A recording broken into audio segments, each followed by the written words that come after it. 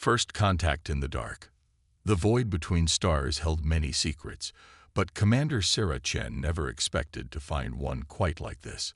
The research vessel Horizon's Edge drifted silently through the Kuiper Belt's outer reaches, its sensors probing the darkness for signs of extrasolar objects. It was meant to be a routine mission: catalog rogue planets, study interstellar debris, and advance humanity's understanding of the cosmos. That changed when the quantum receiver picked up something impossible. "Commander, you need to see this." Dr. Raj Patel's voice crackled over the ship's comm system.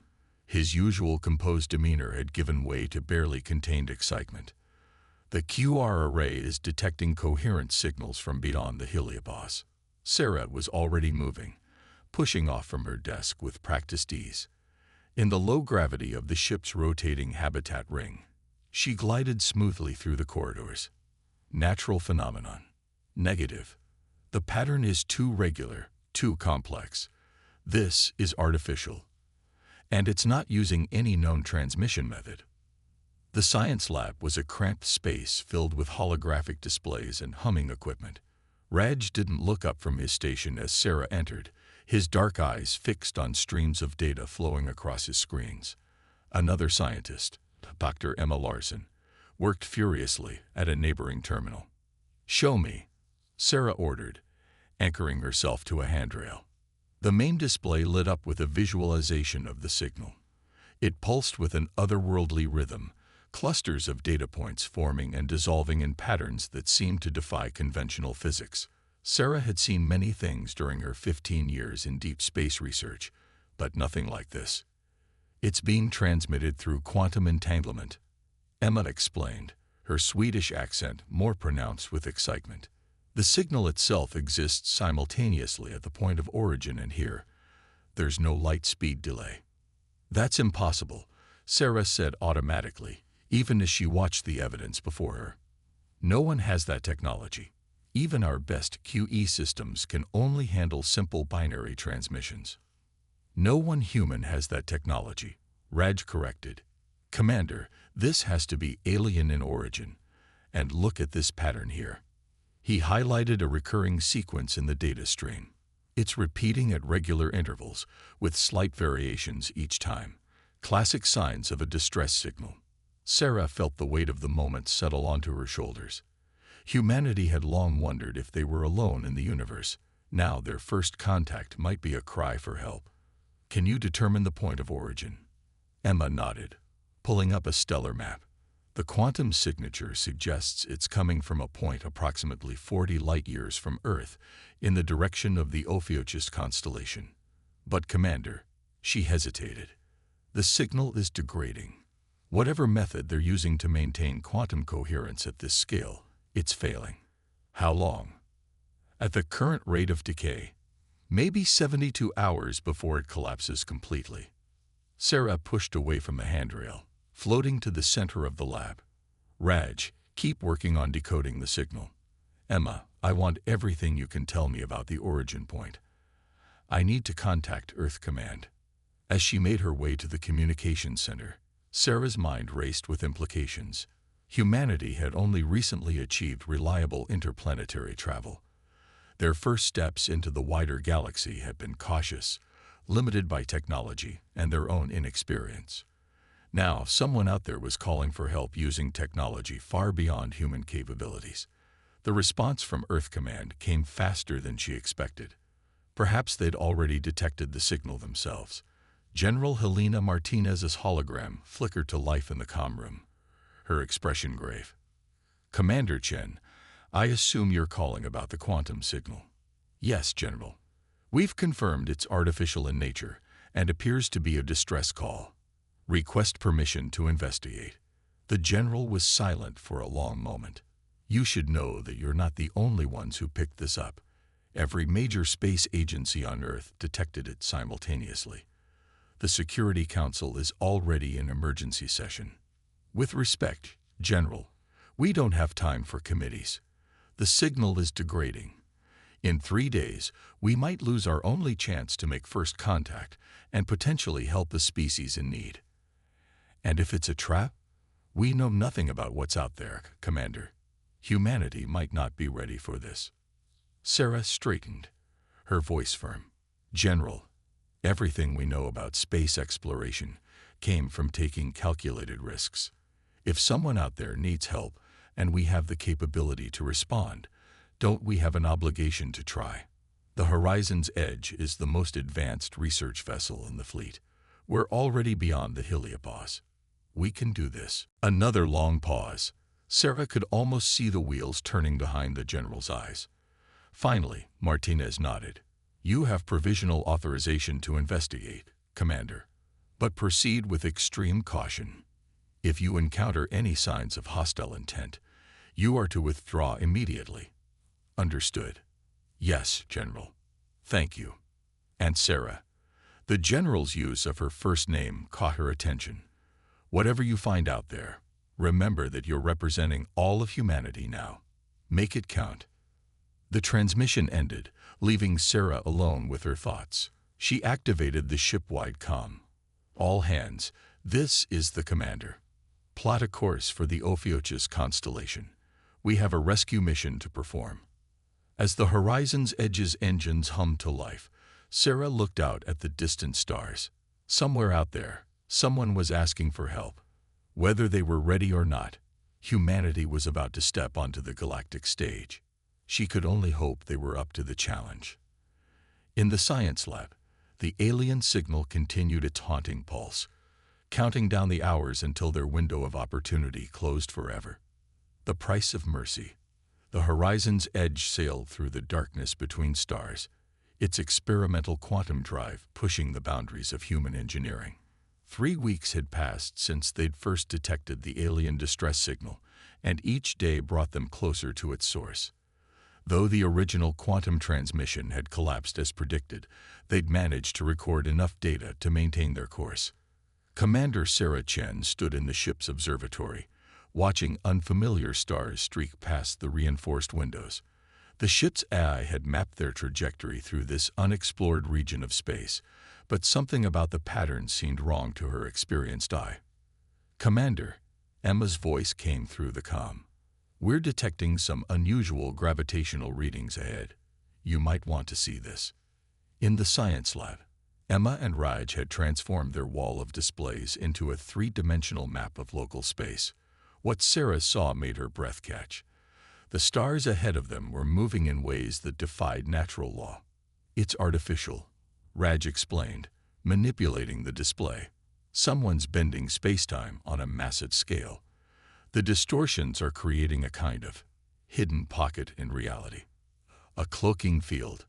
Sarah asked, studying the weird gravitational eddies.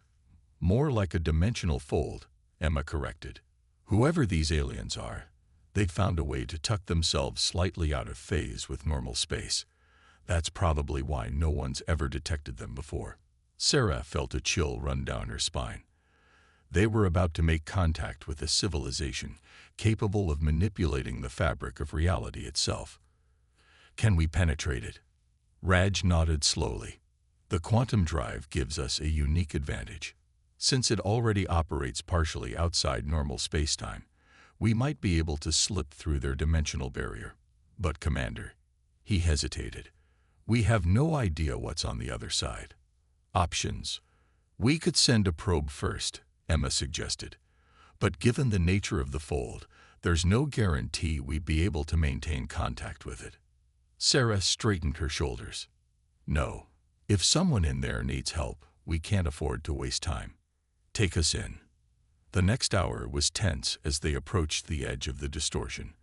The ship's systems began reporting increasingly bizarre readings as reality itself seemed to blur around them. Warning alerts flashed across every console as the quantum drive interacted with the alien technology.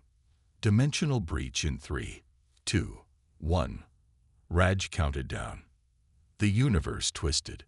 For a moment that felt like eternity, every person aboard the Horizon's Edge experienced the sensation of being simultaneously everywhere and nowhere.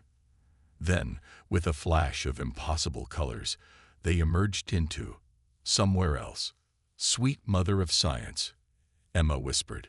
Before them floated a vast structure that defied human architecture. It seemed to be made of living crystal, its faceted surfaces shifting and flowing like liquid glass. But what caught Sarah's attention were the wounds in its beautiful surface. Massive holes torn through the crystalline material, edges blackened and melted. Life signs, Sarah demanded. Hundreds, Emma reported, her fingers dancing across her console. But they're strange. The beings inside that structure appear to exist partially in quantum superposition. They're simultaneously matter and energy. Before Sarah could respond, a new signal cut through their communications. Unlike the quantum pulse that had led them here, this was a clear transmission in perfect English. Unknown vessel. A melodious voice spoke, carrying undertones that seemed to vibrate at a quantum level. You have entered the sanctuary of the Lumini. Please identify yourself. Sarah took a deep breath. This is Commander Sarah Chen of the Earth research vessel Horizon's Edge. We received your distress signal and came to help. A long pause followed. When the voice returned, it carried a note of both hope and fear. Earth, you are human. Yes. Another pause. We had heard of your kind. The young species from the death world. We did not expect. We did not dare hope you would answer our call. We help those in need, Sarah stated simply. What happened here? The Void Hunters, the voice replied, trembling slightly. They came because of what we discovered, what we learned about the true nature of consciousness and reality. They seek to suppress this knowledge, to maintain their dominion through fear. But we could not, cannot, deny the truth. Suddenly, alarms blared throughout the Horizon's Edge. Multiple quantum signatures detected. Rad shouted, "Something big is coming through." The space around them twisted again as three massive vessels emerged from dimensional folds. Their design was organic yet predatory, like deep-sea creatures rendered in dark metal and shadow. The hunters return, the Lumini voice said, now filled with terror. Please, if you are truly from Earth, if you possess even a fraction of the strength your world is said to give its children, help us. Sarah watched the approaching vessels, her mind racing. Her ship was a research vessel, not a warship. They were outnumbered and outgunned by enemies wielding technology far beyond their understanding. Every logical argument said they should retreat. But they had come to help. And Sarah Chen had not spent 15 years pushing the boundaries of space to run at the first sign of danger. Battle stations, she ordered, her voice steady. Dr. Patel, your quantum drive research suggested some interesting theoretical weapons applications. Time to test those theories. Dr. Larson, work with our Lumini friends. Find out exactly what they discovered that's worth killing for. As her crew jumped into action, Sarah allowed herself a grim smile. Humanity might be young, might be seen as primitive by galactic standards, but they had evolved on a world that taught them to never give up, never stop fighting, never abandon those in need. The Void Hunters were about to learn why Earth was called a death world, and why its children were not to be underestimated. Strength of the weak. The Void Hunters' ships loomed against the backdrop of twisted space, their dark hulls seeming to absorb both light and hope.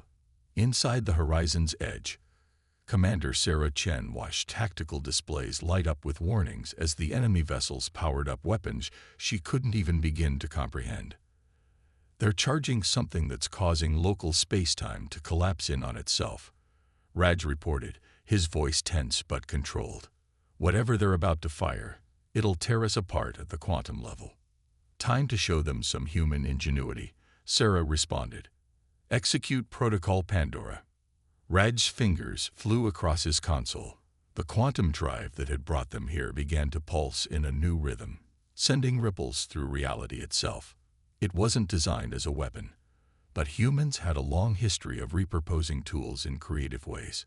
The first Void Hunter blast lanced out, a beam of concentrated void that should have annihilated the human vessel.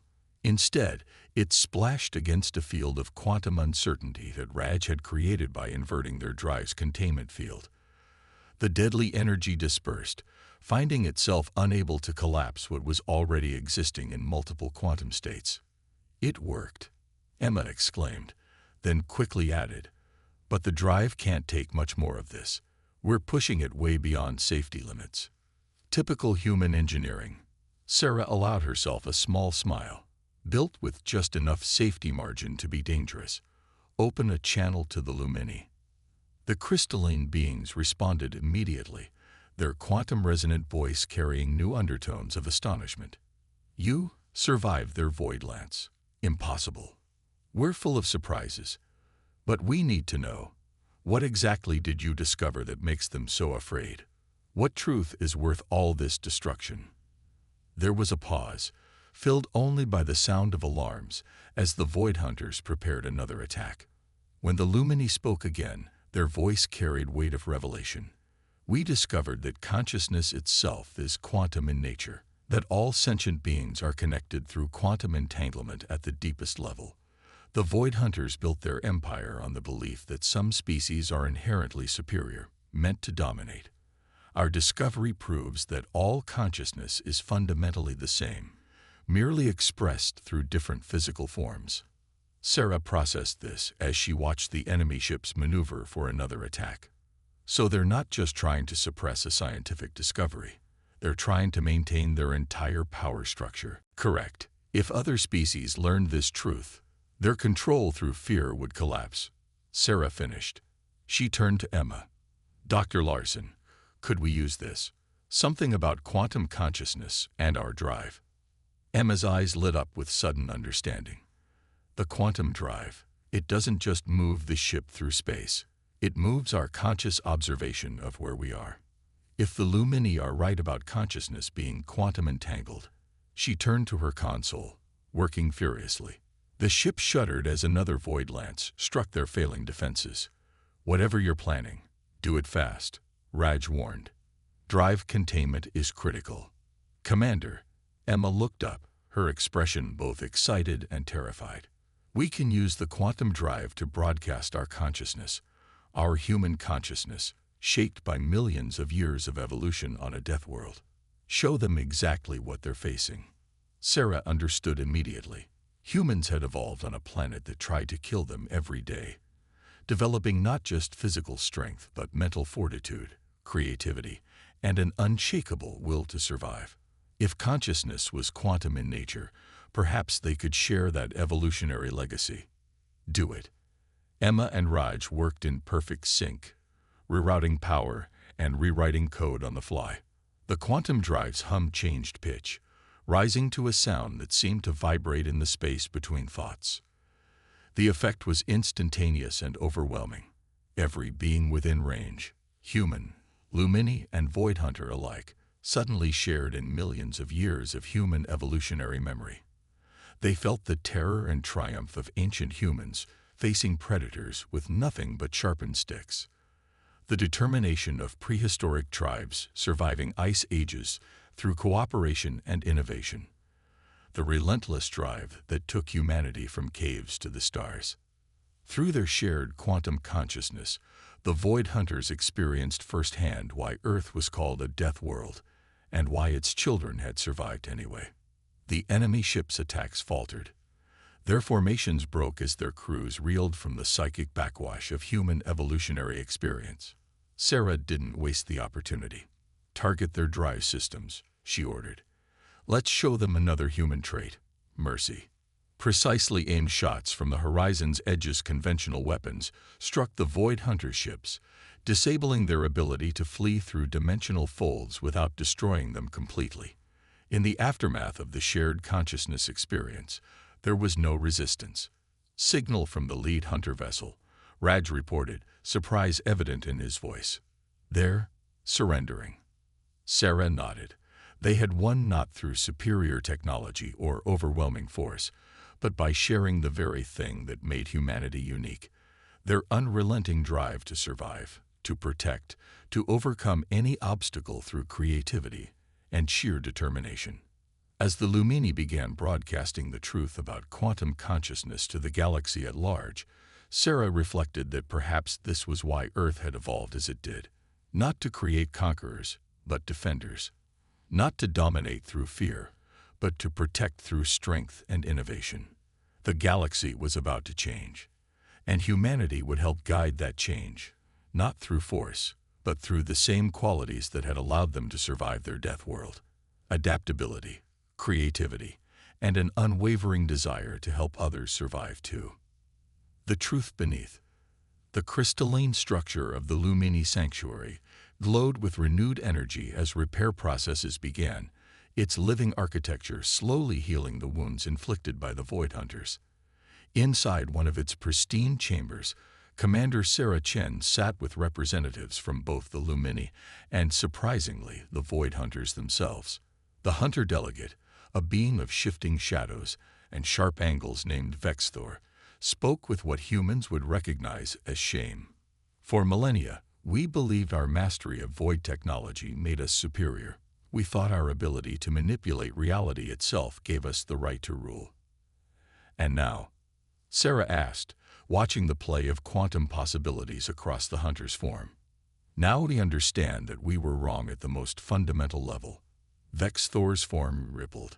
The human consciousness you shared with us, the sheer determination to survive against impossible odds, not through dominance, but through adaptation and cooperation. It forced us to confront a truth we had long denied. The Lumini representative, who had introduced themselves as Harmony, shimmered in agreement. Their crystalline form refracted light in patterns that somehow conveyed emotion. This is what we discovered in our research into quantum consciousness. All sentient beings are connected through quantum entanglement at the deepest level. The differences we see, hunter, explorer, warrior, scholar, are simply different expressions of the same underlying consciousness. Sarah leaned forward, her mind racing with implications. And that's why you reached out specifically to humans. You knew we'd evolved on a death world, but chose a different path than the hunters. Yes, Harmony's light patterns shifted to something like approval.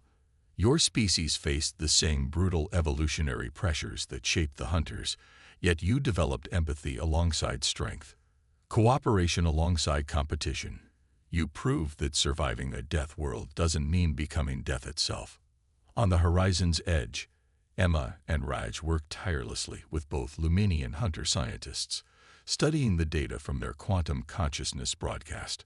The ship's quantum drive had done more than just share human evolutionary memory. It had created a temporary bridge between all three species' consciousness. The implications are staggering. Emma's voice came through Sarah's comm. The quantum entanglement between consciousness isn't just passive, it's dynamic. The more we interact, the stronger the connections become. We're literally changing each other at the quantum level just by communicating. Which explains why isolation and fear were so important to maintaining hunter dominance, Raj added. Hard to demonize someone when you can literally feel their consciousness resonating with yours. Sarah turned back to Vexthor. Your people won't all accept this easily. Change never comes without resistance. The hunter's form solidified slightly, showing resolution. No, they won't. Generations of believing in superiority through strength alone won't fade overnight. But they felt what we felt during the consciousness broadcast. They experienced firsthand how humanity faced death world challenges through innovation and cooperation. It changed us. The truth spreads through the quantum consciousness network even now, Harmony added. Other species are awakening to their connections. The barriers of fear and prejudice are breaking down as they realize we are all, in a very real and quantum sense, one. And that's what really terrifies those still clinging to the old ways, Sarah mused. Not just losing power, but losing the illusion of separation that made their power possible. A new alert chimed on Sarah's comm. Commander, Raj's voice held a note of excitement. We're picking up signals from all over this sector of space. Ships are emerging from dimensional folds, but not hunter vessels. These are different. Sarah accessed a tactical display. Dozens of ships were appearing, each of unique design. Some crystalline like the Lumini sanctuary, others organic, metallic, or composed of energy patterns she could barely comprehend. All had one thing in common. They were broadcasting peace signals on all frequencies. The others come. Harmony's light patterns brightened. Those who hid from hunter dominance, those who suspected the truth about quantum consciousness but feared to speak it. Your victory has given them courage. Not victory, Sarah corrected. Understanding. We didn't win through superior firepower or technology. We won by sharing who and what we are. All our struggles, our fears, our determination to survive and help others survive. Vexthor's form shifted in what might have been a nod. Perhaps that is the ultimate lesson. True strength lies not in the ability to destroy, but in the courage to share oneself fully with others, to be vulnerable, yet unafraid. As Sarah watched more ships arrive through her display, she reflected on humanity's journey. They had evolved on a world that tried to kill them daily, developed technology that barely scratched the surface of what was possible in this universe, and yet they had changed the course of galactic history not through force, but through their uniquely human combination of determination, creativity, and empathy. The quantum consciousness network hummed with new connections as species long separated by fear began to communicate openly. Humanity's first major step into galactic society hadn't been as conquerors or victims, but as bridges, showing that even those born to darkness and struggle could choose to become light. A new dawn. 3 months after the confrontation with the Void Hunters, the space around Earth buzzed with activity unprecedented in human history. Ships of every conceivable design moved in careful orbits, their crews eager to make contact with the species that had helped reshape galactic society. Commander Sarah Chen stood in the observation deck of the newly constructed Quantum Embassy, watching the remarkable scene unfold. Still hard to believe sometimes, Emma said, joining her at the window. The scientist had become Earth's leading expert on quantum consciousness technology, working closely with both Lumini and Hunter researchers. A year ago, we were still debating whether we'd ever find intelligent life out there. Now look at us. Sarah nodded, her eyes tracking a crystalline Lumini vessel as it gracefully maneuvered past a former Hunter ship that had been repurposed for peaceful exploration. How's the consciousness network developing? Better than we could have hoped. Emma pulled up a holographic display showing quantum entanglement patterns spreading between stars like a living web. The Hunter's dimensional fold technology combined with our quantum drive innovations has created something entirely new. Distance doesn't matter anymore, not when consciousness itself can bridge the gap between worlds. The door chimed, admitting Raj. He'd been working with a coalition of species to develop new technologies that combine the best aspects of each civilization's achievements. The first joint species research vessel launches tomorrow, he reported. Human determination, Lumini quantum engineering, and Hunter fold technology all in one package. They're calling it the Unity. Sarah allowed herself a small smile. Appropriate name. Any word from the Deep Range Scouts. That's actually why I came to find you. Red's expression was excited. They've detected quantum consciousness signatures from outside the galaxy. Wherever life exists, it seems to be fundamentally connected. We just needed the right combination of technology and understanding to perceive it. A soft chime indicated another visitor. Harmony, the Lumini representative, entered alongside Vexthor. The former Hunter, like many of their species, had chosen to remain in diplomatic service, working to heal the wounds their civilization had inflicted on others. Commander Chen, Harmony's crystalline form sparkled with what Sarah had learned to recognize as joy. The Galactic Council has reached a decision regarding Earth's petition. Sarah straightened. After the events at the Lumini Sanctuary, humanity had submitted a formal request to join the galactic community, not as junior members needing supervision, but as full partners in shaping the future. They had concerns, naturally, Vexthor added, their once shadowy form now holding hints of light. A young species with both the determination of a death world and the ability to influence quantum consciousness networks could be seen as a threat. But, Harmony continued, your actions proved something we had theorized but never confirmed. that consciousness evolved on a death world doesn't have to become destructive. You showed that strength can protect rather than dominate, that the very traits that let you survive harsh conditions can be turned to helping others survive as well. The petition was approved unanimously, Vexthor announced. Earth is to be recognized not just as a member world, but as the headquarters for a new initiative, the Quantum Consciousness Research and Development Center. Your unique perspective on survival through cooperation will help guide the next phase of galactic evolution. Sarah felt the weight of the moment. Humanity had long feared that their death world origins would mark them as too dangerous for galactic society. Instead, those very traits had helped them bridge seemingly insurmountable gaps between civilizations. There's more, Harmony added. The Council wishes to formally recognize the crew of the Horizon's Edge. Your decision to answer an unknown distress call, to stand against superior forces in defense of strangers, and to show mercy even in victory. These actions will be recorded as the moment galactic society began its transformation from fear to understanding. Through the quantum consciousness network that now spanned known space, Sarah could feel the ripples of change spreading. Species that had hidden from hunter dominance were emerging to share their own discoveries. Former enemies were working together, finding that their different evolutionary paths offered unique perspectives on the same universal challenges. Commander, Raj called from his station. Long-range quantum sensors are picking up something new. Another distress signal, but this one's different. It's coming from the core of the galaxy itself. Sarah exchanged looks with her assembled colleagues, human, Lumini, and hunter alike. They didn't need the quantum network to know they were thinking the same thing. Whatever challenge awaited them in the galactic core, they would face it together, combining human determination with Lumini wisdom and hunter strength. Well, Sarah said, a familiar gleam of adventure in her eyes, it seems our work isn't finished. Humanity answered one call for help and changed the galaxy. Let's see what answering another might do. As she looked out at the fleet of diverse ships orbiting Earth, Sarah reflected on how far they'd come.